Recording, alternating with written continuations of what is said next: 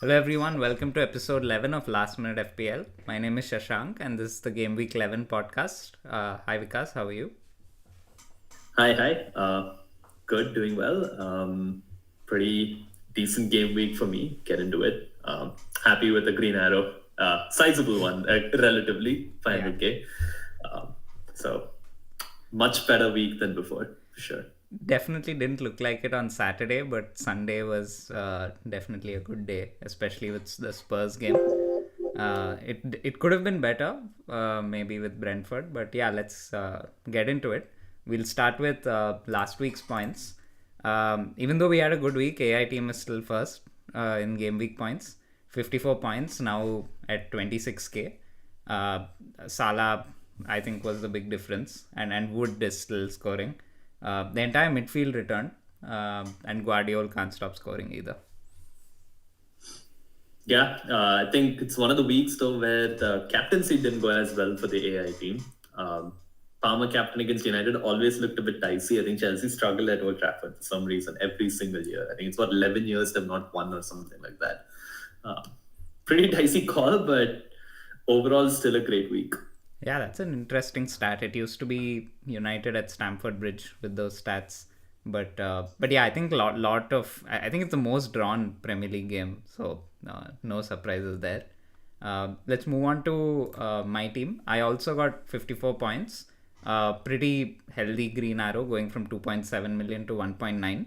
And I think it shows how close everyone is because by the end of Saturday, I was at 3.7 million and ready to give up on my season.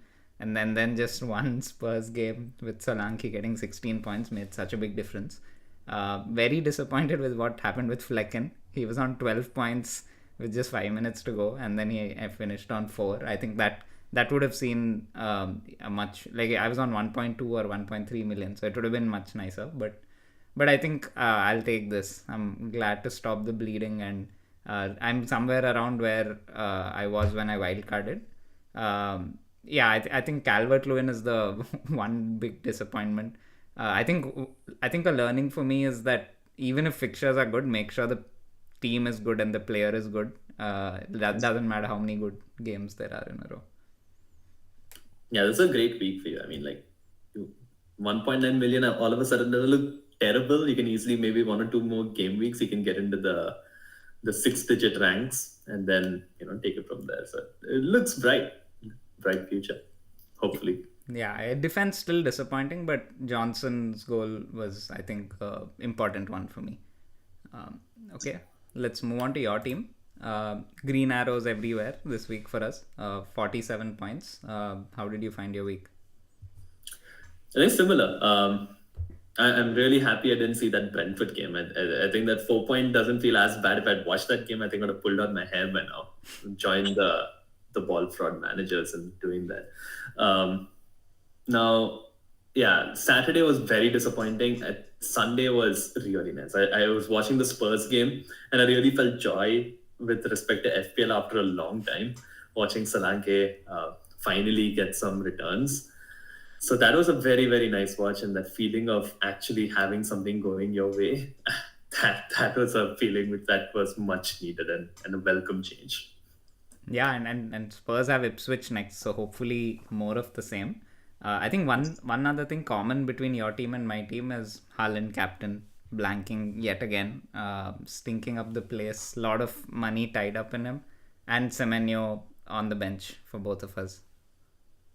Yeah, Semenyo, I mean, I think that's unpredictable. It's just one of those where, I mean, it's never going to start him against Man City. And he'll probably be third on the bench if Greaves is not injured. So that's okay. I think the bonus for that was Rogers getting points against Liverpool. Who do you play? Liverpool, I think. No, he has No, Liverpool next. I forgot who he got. Spurs. Yeah, Spurs. Spurs. So yeah, Rogers getting points against Spurs was a bonus. I think he got another goal, so I'm okay. Overall, okay. The biggest disappointment, as usual, was Haaland. I think again got some really great chances, and with Salah scoring a worldie and getting all the, especially like with all the captaincy propelling those managers forward and seeing Haaland blank was a bit painful. Yeah, and in a week where quite a few people moved from Haaland to Salah, it was unfortunate for us. Um, but yeah, let's take a look at the mini league standings, how they've evolved as a result of this. AI team still sitting pretty at the top with 658 points. Tarun is very close behind, just 10 points behind. I think one difference here for us is that I moved up from second last to slightly above, like third last to slightly above, one spot above. So hopefully, as a podcast, we start making the move up gradually. Yeah, at least one of us. Otherwise, we're just like we're giving perspective from the bottom of the table, which is useful for people who want to catch up. But it'd be nice if one of us can make it towards the upper half. Yeah, and I mean, I just noticed that like we're so far behind in the league that it's tough to fit everything on the screen. I have to zoom out literally to make sure that we're even shown. But yeah, hopefully better times ahead with the green arrows coming in. And again, now I feel a little bit better. Maybe the top 3-4 in the league are too far ahead for the foreseeable future. You should just not think about them. But steady gains can be made, hopefully. I don't want to get too carried away because we can again see a very negative variance week. Okay, let's take a look at the last game week's games. This screenshot is from FPL Gameweek. I thought this is a nice one because it shows the XG of the teams, it shows the results, and it also shows which players did well, both from FPL perspective and XG perspective. Do you want to get started? Which game do you want to talk about? I can talk about the Sunday games. I saw both the Spurs game and the Chelsea game. Spurs game was very dicey. First half was very, very even. And then the floodgates opened in the maybe like last 20 minutes. It was really heartening to see Solanke take up the positions we wanted him to take up. Like he was in the box, scavenging around for getting spillovers from the keeper, and his finishes were proper centre forward goals. Like not very difficult finishes, but the finishes which you expect and where you would like your striker to be as a centre forward. And I think he was there in those positions to receive the ball and put them in the back of the net. So that was very heartening to see. Spurs were very, very good. I think this again reinforces that the data that we'll come to, where it just shows they're a very good attacking team, especially, and at home they're even more good. Like they're really, really good from an attacking perspective, and it showed against Villa. Villa are no mugs. They have very good defensive data. Good team, and it was a very impressive result from Spurs. And I think Manson didn't start. I think that was interesting. Mm-hmm. One thing to add though, Villa have been going through a bit of a slump. Like they lost today in the Champions League also to Bruges, I think, and they're playing Liverpool next. 3 away games in a row. I think like Liverpool players can expect a haul if Villa slump again. Yeah, the other notable thing in that game was Son coming off on 55 minutes, which puts a bit of doubt, especially for those looking to maybe capitalize on the Ipswich home game. It's like a give and take, because right after the Ipswich home game, which is probably the easiest game of the season, Spurs have the City away game, which is probably the toughest game of the season.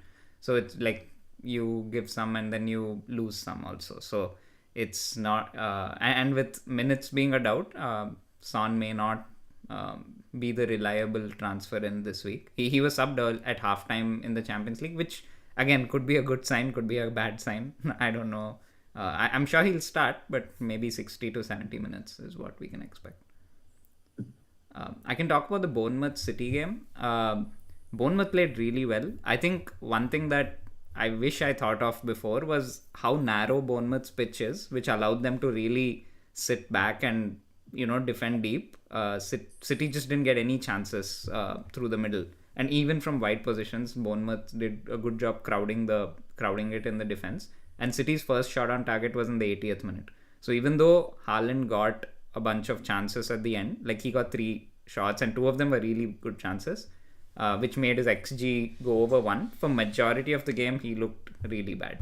He wasn't getting any chances, and Foden looked very involved. Like he was the one who got whatever chances City were getting, but he didn't take them well at all. Like he was shooting well wide, and he was taking pot shots. But yeah, if you see his XGI is over 1. So he was involved, but I don't think City looks so exciting given the fixture, and also they have Brighton, then they have Spurs, and then I think they have Liverpool game coming up. So yeah, I mean, it may not be, maybe a good time to hop off City assets. Yeah, I mean, like seeing Foden there in the chart here with the max XGI makes me feel a bit sad having Foden for quite a few weeks and seeing him do well from an underlying statistics perspective, but really not delivering any points of note. Um, what do you think? Like, do you think he'll continue to keep his place with KDB back and City's players coming back, or he's a sell? I think it's not. Right. Yeah, I think he's not worth a spot in the team, because like, look at the way City are playing. Look at the fixtures they have. Maybe one more week, because Brighton are a bit expansive in the way they play. So maybe he could see some returns in that game. But I wouldn't keep him long term. But somehow he's been scoring midweek every week. Like, he scored in the. I think he scored in the Carabao Cup. He scored in the Champions League. So he is starting regularly and playing pretty decently. But yeah, position in the team will start become a question mark, because midweek fixtures start. I think game week 13 onwards is like midweek, and then you'll have the December run. So it's better to go with players who you are certain of starting. Do you want to talk about the United Chelsea game? I feel like the less said, the better about that game. Honestly, I really didn't. It was a very, very typical United Chelsea game. Apart from last season when Poch went a bit crazy, but it felt like one of those games where it's just very cagey throughout, and it was pretty poor quality from both teams. I thought. I think it was the worst performance that Chelsea had this season. They were pretty bad, like overall. Um, Not many chances created. I think this is the balance that sometimes can go wrong, where you kind of focus more on the defensive side and then like just let go of the attacking unit, which has done so well for Chelsea so far, but it was pretty poor overall. I don't remember to collect too many chances or anything like that. Palmer was completely marked out again in a big game, and I think that again brings up conversation whether Palmer can keep up his returns in some of the tougher games in the season. Yeah, and I think, I mean, he has Arsenal at home next, so that's another test for that. But I mean, it also remains to be seen how he carries on his form against the lesser teams. I don't know if we'll see the crazy hauls that we saw early in the season, but he has a really good fixture run coming up. So hopefully, Chelsea go back to the all out. I mean, they scored 8 goals today in the Conference League, so they still have that in their DNA. Hopefully, Palmer isn't double marked or marked out of the game. Yeah, I think what happens, what was very noticeable is Palmer's a player who gets frustrated if he doesn't get the ball. So then he comes very deep. Like if teams crowd out, crowd him out and push him back, then he will go back. Like he was very, very deep in the United game, and it was a pattern even in previous games, like the Liverpool game. He comes back very deep, and those are not the positions that I think Chelsea want Palmer in, or we as FPL managers would want Palmer to be in. But if that happens, in the easier games and people start pushing him backwards, and he also kind of like starts moving deeper, then it's a bit of a worry. Yeah, and from a United perspective, I think Mazraoui had a really good game. I think he's probably going to play even under Amorim, because he plays with wing backs with 3 at the back or 5 at the back. And Bruno definitely looked good with I think he's probably the go-to United player. Because he's had good data. He has really nice. The next 3 fixtures are really good for United, so this is the time to jump on them. Højlund could be an option if, like, it's kind of like the Calvert-Lewin situation where his data is very bad. Like, I think his XGI per 90 is around 0.28 or something. But he has the 3 possibly best fixtures coming up. They have Leicester, Ipswich, and I think Southampton or Everton, I think. So it could be a punt if you want to jump on him. Personally, I think I would stick to Bruno and maybe Dallo or Mazraoui if you have the money and a spare transfer in defense. Rashford. Is Amorim going to be in charge for the Leicester game? No, he's coming on 11th. So that'll be at the start of the international break. After the international break, he'll be manager. But yeah, I mean, if you're getting a player in, you would hope that he's going to be someone who starts under him as well, right? Yeah, and I think Rashford and Garnacho didn't have a great game. Personally, I thought he was very involved. Like he made some bad decisions in the final third, but he seems to be getting the flack of fans. There was even one fan who confronted him after the game in person, and Garnacho seemed annoyed by that. So I don't I know. thought the match was pretty wasteful. Like, I mean, Yeah, he's pretty exciting, but when it comes to finishing and the final product, he seems pretty wasteful, at least in that game. yeah. I Um, mean, he definitely missed a lot of chances, which is why I don't know who is going to play, because Ahmad did well today in the Europa League. He scored a really nice goal, and I don't know how you can keep him out of the team at this point. And then there's Rashford also. So maybe and then again, the formation under Amorim, we don't know who he thinks can play where. Because what if Garnacho is a wing back? Then like you don't really want him in FPL, and or like Bruno could be one of the two holding midfielders, which will again reduce his FPL prospects. But yeah, I think Bruno's still okay to go for, because he'll still be on set pieces, corners, penalties, and he's the chief creator. But yeah, that's about it. Is there any other game that I you think we want had to to? briefly touch on the Liverpool game. Again, like very tight. At one point in time, it looked like what Liverpool was losing, Arsenal losing, City were losing. Liverpool turned it around. I think Salah just extraordinary goal. Like he just won that game for Liverpool, and it kind of shows with the type of form he's in this season. Um, yeah, and I think Liverpool had a great result midweek. They look so good. I think what Slot is one of the best ever starts in the history of the Premier League, and pretty decent fixtures as well coming up. So I'm jealous of those who own Salah.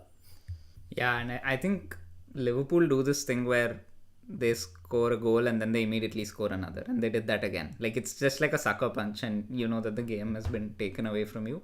And Salah's been outstanding. I don't know, for so many years he's so consistent. I was seeing some stat today about his goal and assist return for Liverpool, and it's almost at the same rate as Thierry Henry for Arsenal.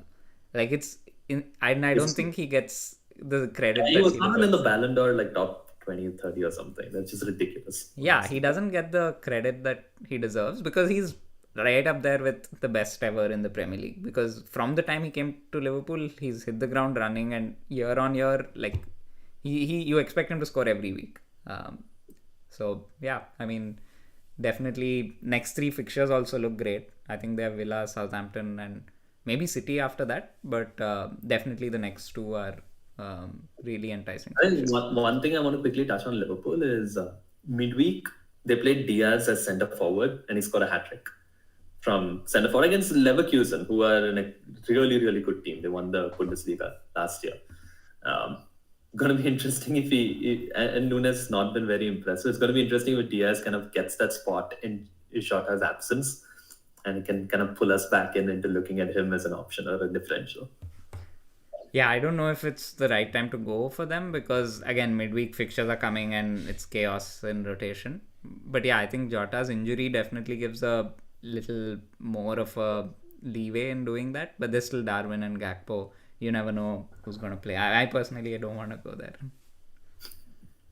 Fair enough. Cool. Let's look at the team statistics now. We'll start with the attacking data. Spurs right on top, and I think this is why I'm personally considering captaining a Spurs player, probably Solanke. I don't think I'll be bringing Son in, but they've consistently got more than 2x per game, and they've kept it going for 10 game weeks, and that's no mean feat. Yeah, same here. I think I already have in my bus team Solanke captain immediately. I think, especially given the rank and where they're at, have to look at someone a little bit different from Haaland and like Salah and like the usual suspects. And I'll 99% go with Solanke captain. Pretty excited about that game. Also pretty excited about the United game. United Leicester with Bruno. He's a player, if I own again, I might consider captaining him. Also trying to see whether I may even get him this week.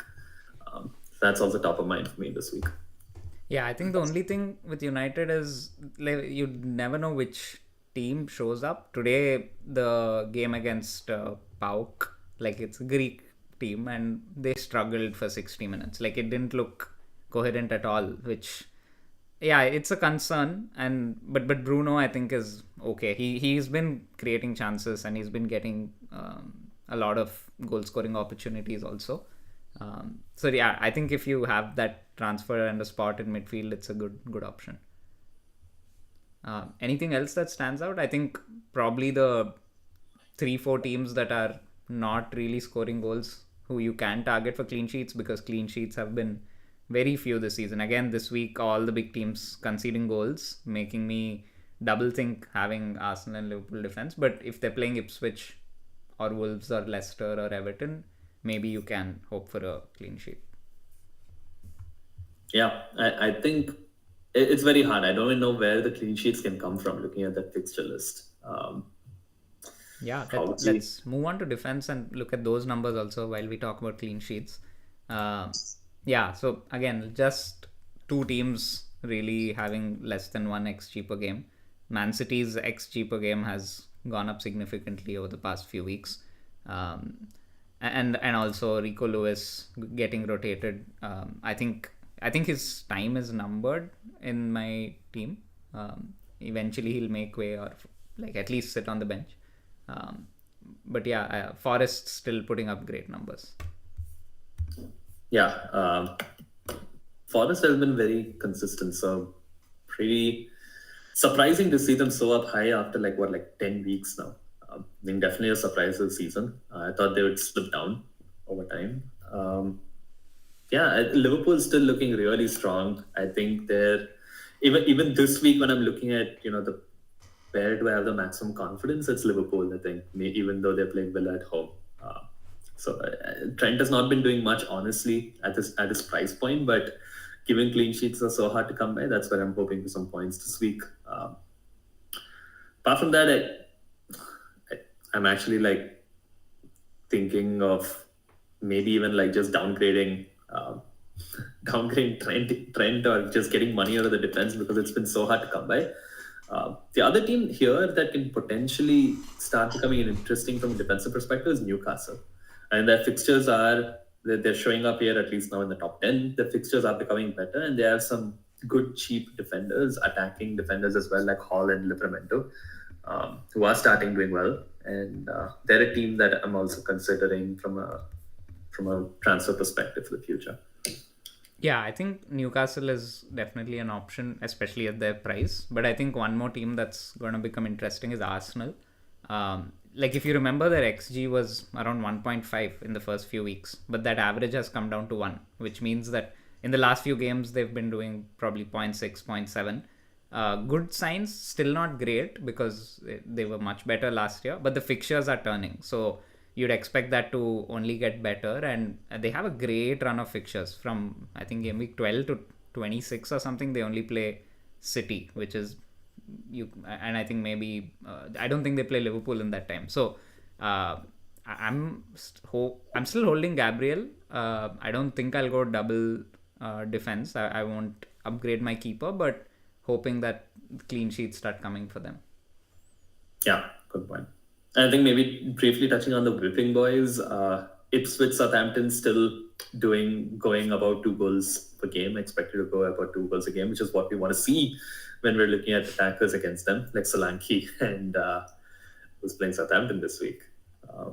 We'll see it when the fixtures come. But I know Salah's playing Southampton next week. Yeah, and Leicester against Bruno, close to 2 again. So I think like we touched upon in the fixture side, Man United and Spurs is where it's at this week.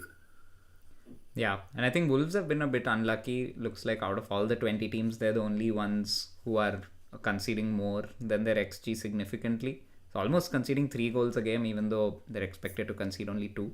And with their fixtures turning, I think that maybe their XG conceded will also improve. Okay, let's move on to the next game week's fixtures. Once again, thanks to Rob for creating these visualizations. Spurs are the clear favorites in terms of scoring goals. 2.9 goals expected from them. But United, City, and Liverpool all expected to score more than 2 goals. This could be a pretty swingy week. Yeah. I think again, don't expect too many clean sheets. It's going to be interesting to see whether Spurs players actually. I think especially for us banking on Spurs players, it'll be interesting to see whether we're going to get bitten in the back with maybe like a Haaland or Salah hat trick and a blank from Solanke, which is completely possible. So I think this is going to be a very dangerous week for players who are targeting Spurs or Man United, like Bruno Solanke. Even though on paper they seem like really good fixtures to target, I feel like it's a double-edged sword because they are the price points for these players are where they're at for a reason. They're not as good as Haaland, Salah, Liverpool, City are just much better than United and Spurs. So Yeah, scared about this week. yeah, and the other problem is that Spurs usually the attacking returns get shared around.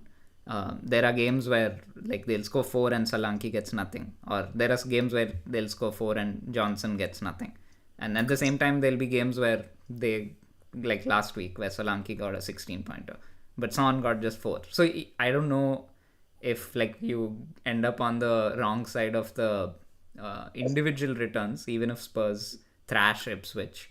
That's a possibility. Whereas I think if City win even 2-0, you'd expect Haaland to be involved. And Guardiola, probably. I think we should probably also look at the attacking data where, the teams that it's now kind of consolidating, right? Like the teams with the best attack are Tottenham, City, Liverpool, Chelsea, United, Brentford, Arsenal. These are all in the top 7, 8. And the worst attacks, if we look at the worst attacks, then that again, like it's kind of like the inverse of the defensive numbers where we're looking at Ipswich, Wolves, Leicester, Everton. I think we are all feeling the pain of DCL and a bad attack, which also shows on paper.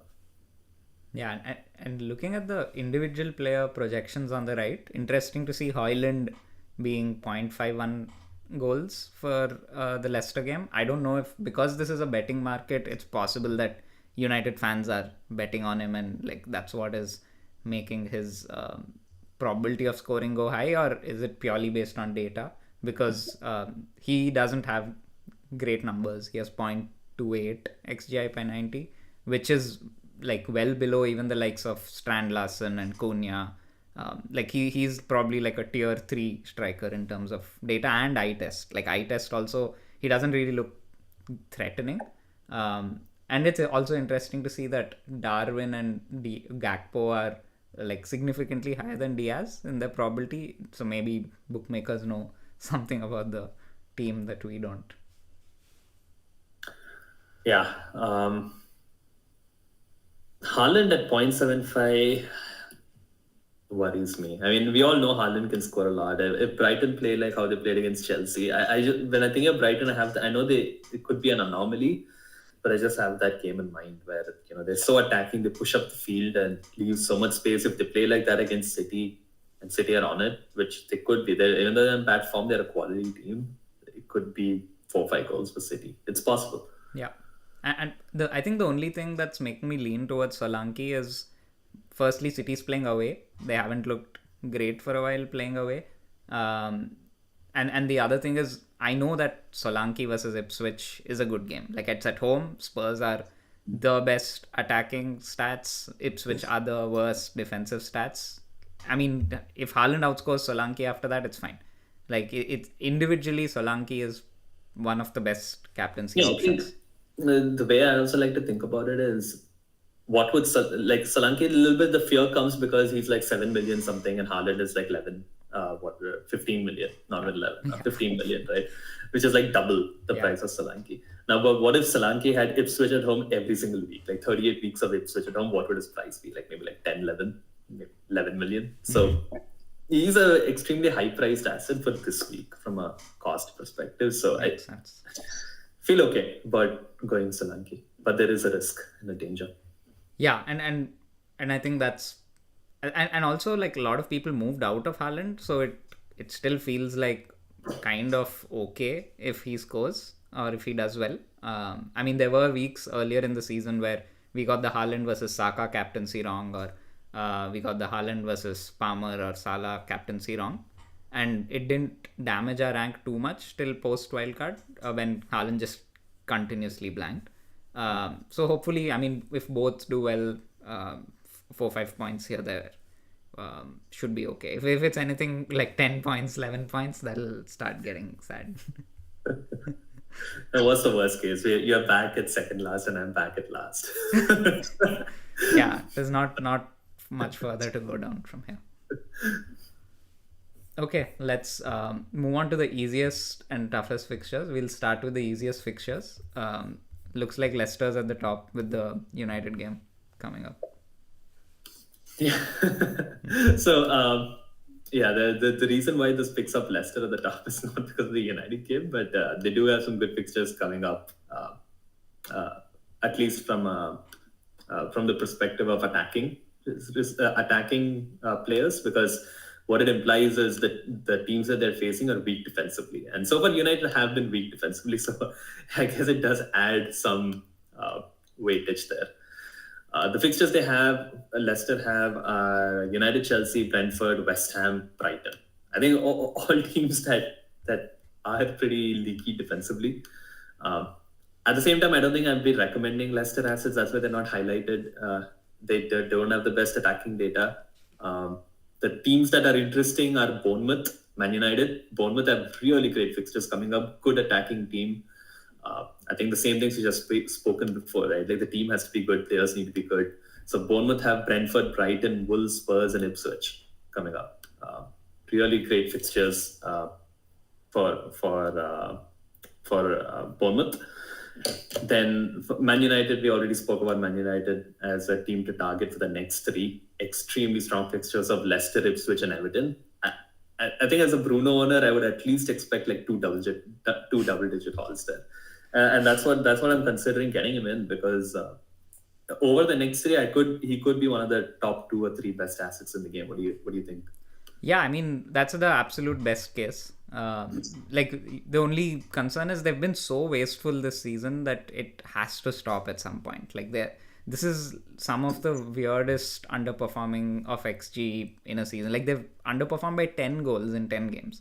That's quite ridiculous. And if it has to turn anywhere, you'd expect it to be against some of these easier teams. So yeah, I think that it's a good, and he got his first goal last week. So I know it's from the spot, but still, like, it should help him with his confidence as well. Mm-hmm. Yeah, talking briefly about the defensive fixtures, again, like Man United is showing up strong. Man United are the best fixtures overall, like defensive and attacking, that shows in the first column. The other teams to target here, Wolves, again, Aït-Nouri was so attacking. I think we had to briefly touch upon how Wolves played with the 2-2 draw, but watching Aït-Nouri, it's amazing. He shows up in the opposite box so much.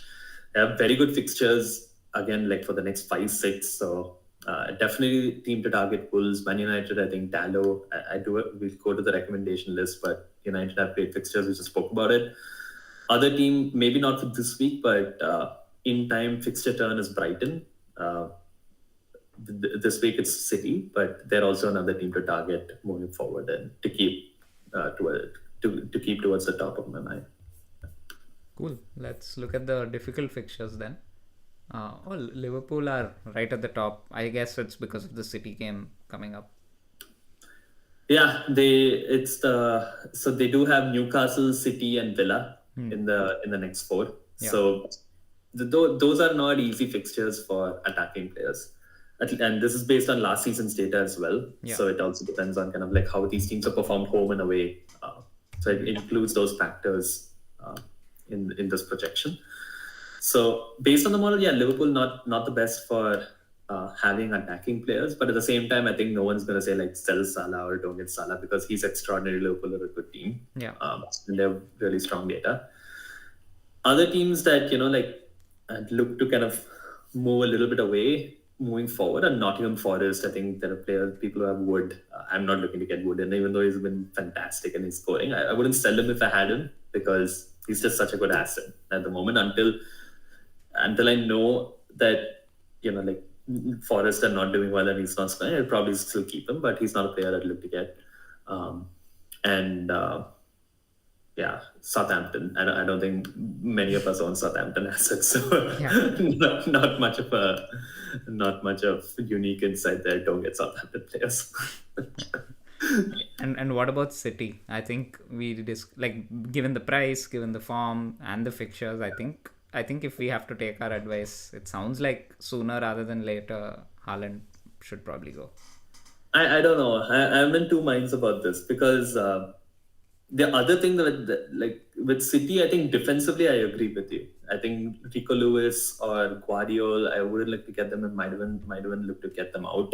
Uh, but from an attacking perspective with Haaland, with City with some of these tougher fixtures, they may actually score more goals because teams will come out to play against them. They'll leave more spaces and City themselves will maybe be more motivated in some of these bigger games as compared to some of these rubbish games where they just like they don't feel like turning up, which is unusual for City and Pep, but it's possible. Like it's possible that they're not as motivated in some of these games, but in a big game that they're really fired up and they want to kind of show that they are the champions and they want to like put 2-3 goals. Like for example, they're playing Tottenham after Brighton, Tottenham at home. I might want to snap Tottenham up right? by like 4 goals or 5 goals, which is extremely feasible. Yeah, Tottenham at home is definitely a game that could be very high scoring.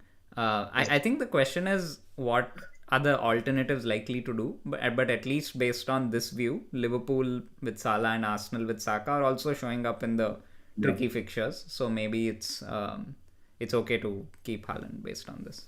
Yeah, Saka I think is still a little bit tricky, and Arsenal are not doing the best either. Like I mean, if you're looking to move to Saka from Haaland, I think you're just moving from a team that's not very impressive in attack to another team that's not very impressive with attack and results.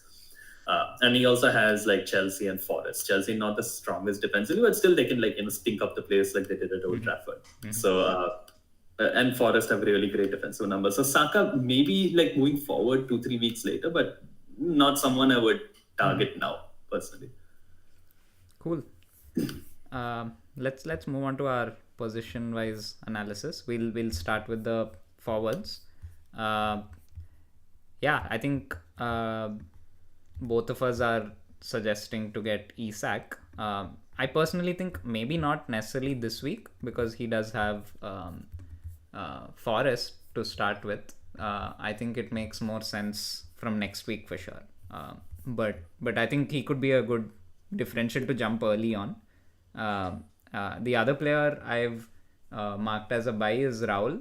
I know that his Brentford at home fixture is over. Like that was the very plum looking easy fixture on paper, and now he has Palace away and fixtures do turn.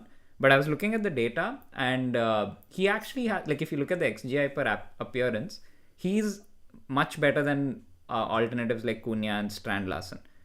His XGI per appearance is 0.46, but that's because he came off the bench in the first few games. If you look at his XGI per 90, it's 0.7, and that is very close to the likes of Saka and Palmer and Salah. So I think it's okay at his price to go for it, and you can always rotate him with Semenyo and Rodgers when he has the tough games.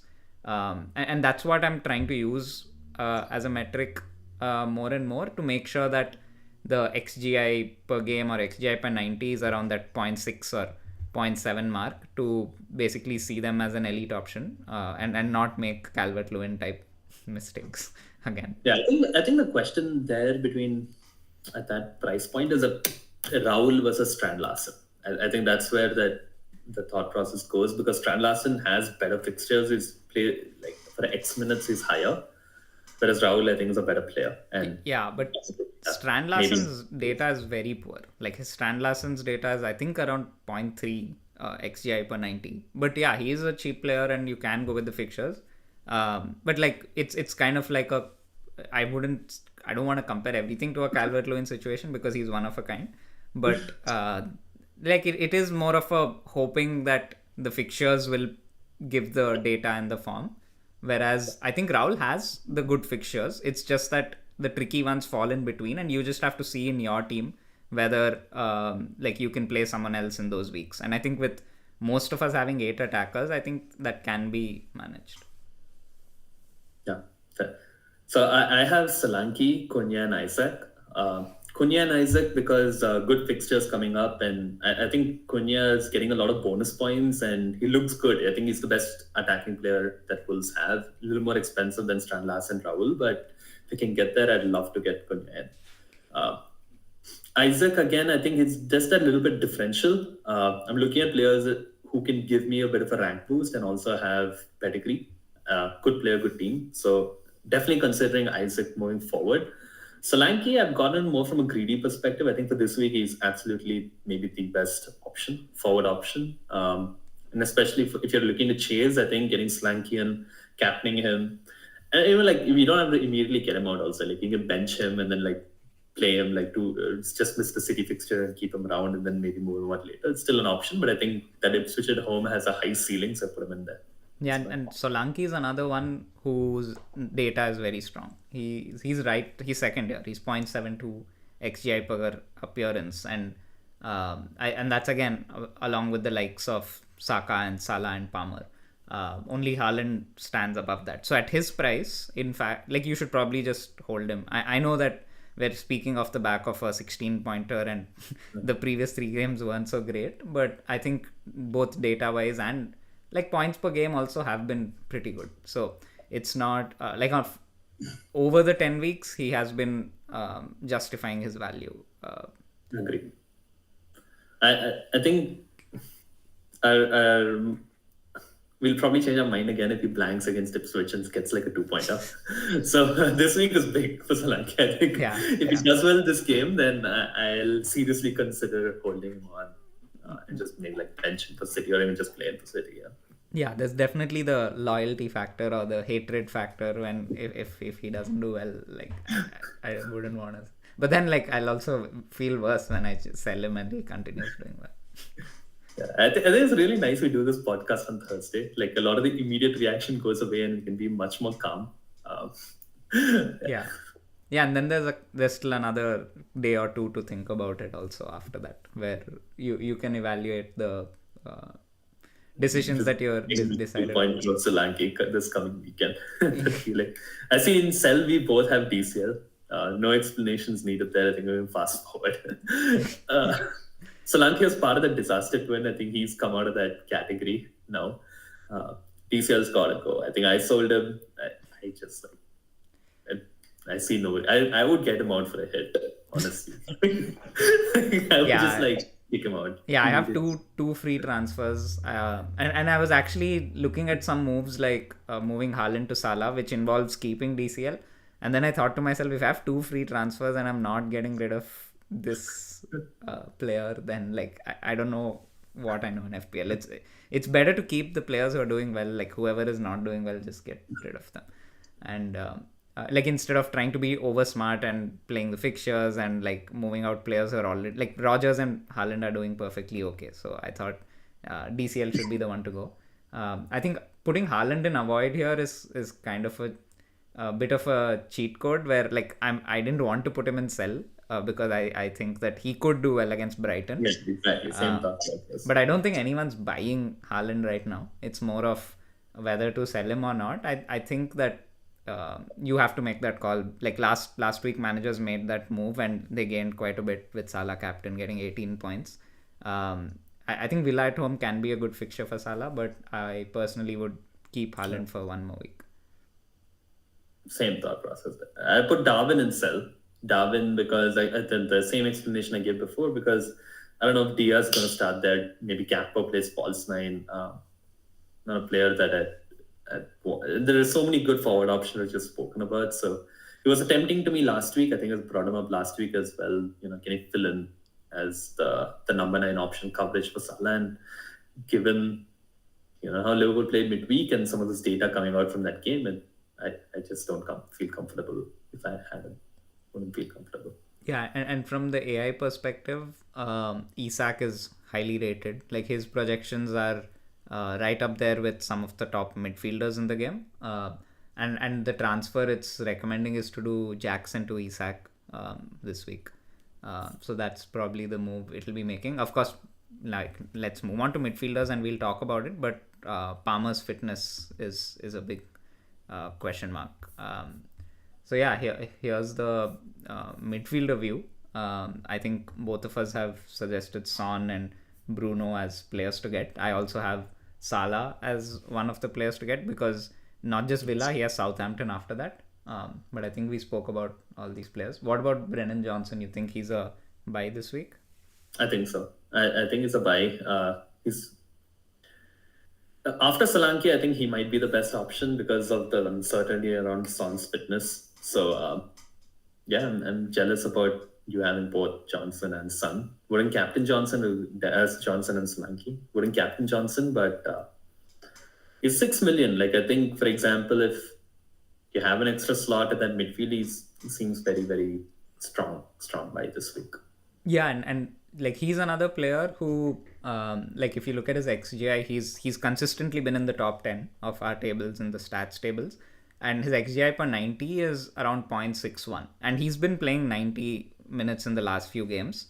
And at his price, playing for Spurs, he could be someone you can keep long term. I'm still planning to sell him next week before the City game, but I mean, logically at that price, if he keeps getting one return in 2 games, I think you can keep him long term. And in keep, I have Palmer and Maddison. So if it turns out that Palmer is gonna miss this game for some reason, I would still be tempted to keep him. Mainly because it doesn't there's no clarity on whether Son is going to play. Because Palmer has a great run of fixtures after this. And there's an international break, 2 weeks. Yes. To recover. So I think it's not worth the move in and move out. But this season, with people accumulating transfers, if you have that luxury move where you can go from Palmer to Son and then Son back to Palmer, I think that could be a aggressive play that could work. I think one thing to keep in mind though, the England squad is announced and Palmer's in it. The England squad. But I mean that they can always drop out last minute, which they'll do anyway, whether he's fit or not. I think he's sure to play. Like honestly, I feel like he's sure to play because of the fact that it's Arsenal. Chelsea will want to play the strongest team, and I think even if there's like 70% chance that, like very small chance of injury, but like mostly fit, I think they'll play him. Which could be disappointing from FPL perspective because we could see another quiet game for him if he's like not at full fitness also. And the other player I've said to keep is Maddison. He's been benched in the last game, and in the previous game he got subbed early. But I think ahead of Ipswich at home, even if he gets 30 minutes, I don't think you should be transferring him out. He could easily start. You never know. And even in the previous game, he came on and scored a free kick. So I think he's a keep. Yeah, I have Salah and Mbuemo in keep. I think self-explanatory. Both have been fantastic. Best at their price points. Overall, I'm actually very happy with my midfield. There are not many spots there in terms of those who I want to get rid or whatever, except for Foden, who I haven't sell. Now, Foden, I think, could do well this week. It's possible, but I'm seriously looking to move him out because there's too much uncertainty with City not playing well. I already have Haaland. Do I really want triple City and Rico Lewis as well? Not just that, because of so many other great options. If I sell Foden, I can get Fernandes or Son or Saka. I can get either of these three players. So why should I just hold on to Foden? That's the thought that I have with Foden, and that's why I put him at sell. Not certain that I will do it this week, but by next week, he's 100% gone. Makes sense. I have Eze and McNeil in sell mainly because of injury concerns. I think if Eze comes back in 3-4 weeks, they have good fixtures and he can become an option again. But right now, it doesn't look like it. And in terms of stats, so this is, I think from now, typically what I do each season is once 10-11 game weeks are done, I just look at the XGI per game and XGI per 90 stats just to get an idea of am I narrowly thinking of some player as good instead of the quality of the player. And then I restrict myself to the top few players in both forward and midfield. And if my entire midfield shows up in this table of 10, I'll be happy. And I'll try keeping it that way. Currently, I think Salah, Palmer, Saka obviously the best. But Mbuemo is right alongside Saka. So I think those kind of numbers will make you realize that maybe Saka's not doing as much as he should at his price point. And then you'll see players like Brennan Johnson competing with these players. You can see that, okay, maybe he's justifying his price. And I think Semenyo is also here, so that's a good sign. And Rogers is, I think, just outside. He's at 0.44 or something, but at his price, again, that's okay. He's a player. Yeah. Cool. Let's move on to defenders. Yeah, I think with defenders, it's a bit of a question mark because the big teams are not keeping the clean sheets, and I think it's time to figure out some long-term plan, because my plan was always to keep Arsenal and Liverpool consistent, but I didn't expect them to be so poor defensively. At what time do I think, okay, maybe it is worth going for a Saka in midfield and maybe downgrading Trent?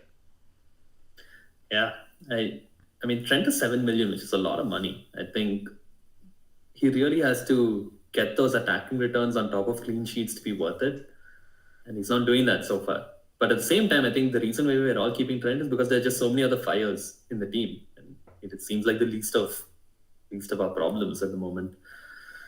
Yeah, I really don't know where to go from a defensive perspective. I'm because of the fact that there are no like these premium options that I'm looking at. I'm eyeing up some of these budget options so that I can shift some money in the midfield, and that's where kind of my recommendation comes from. Lewis Hall, Dallo, because United fixtures good. He has pretty good attacking data showing up here. Yeah, he's showing up in position 8 here in your table.